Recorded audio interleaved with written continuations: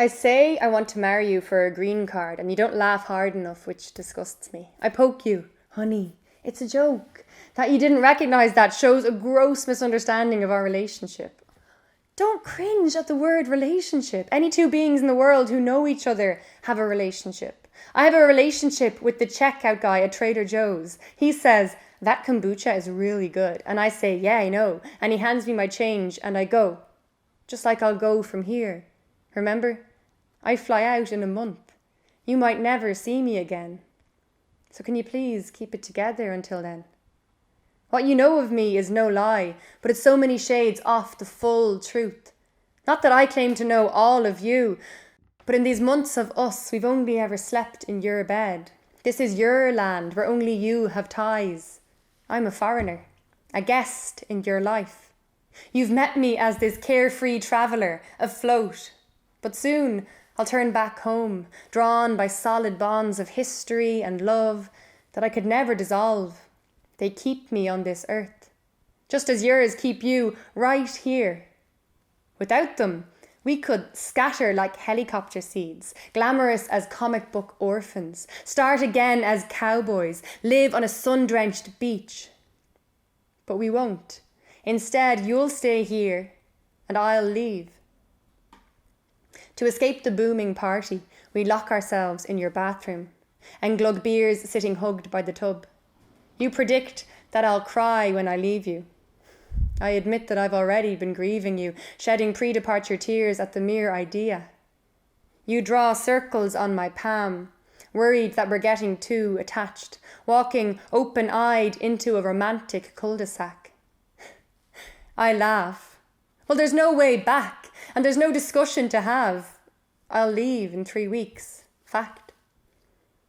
So I whip up a metaphor. I found a rare book at the bookstore. I'm having a look. Not a sentence by sentence pour. I've got somewhere else to be. I hear the clock tick and I hurry, tearing through chapter headings, illustrations, skimming sections, taking in as much as I can before I have to put it back on the shelf. And though I know I'll walk out empty-handed, it's not always in your hands that you carry your wealth. So we switch our focus. We own it. We're no victims of circumstance. T-2 weeks I start this poem to honour our Mayfly romance.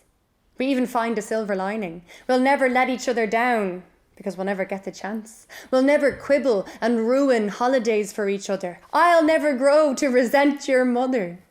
It's incredible, unburdened by future hypotheticals. We waste no time thinking maybe we should cool it or freaked that the other might want to commit.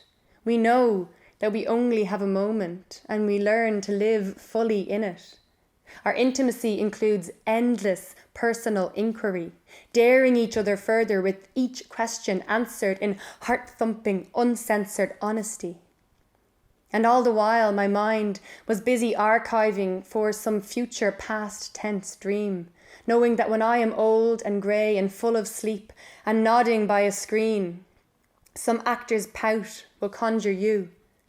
And I'll close my eyes and it will seem that I am on a high bed between 2 windows 3 floors up, gently waking that first time to the gift of a miraculous snow day, us and the whole city under heavy duvet. Or months later, in golden light, windows thrown wide, drifting off by your side to the whomp, whomp of the fan all night, my nose in the musk of your armpit, elbow hooked around your thigh. In the end, our last morning was just like the rest. My earrings forgotten on your bedside table, a kiss goodbye.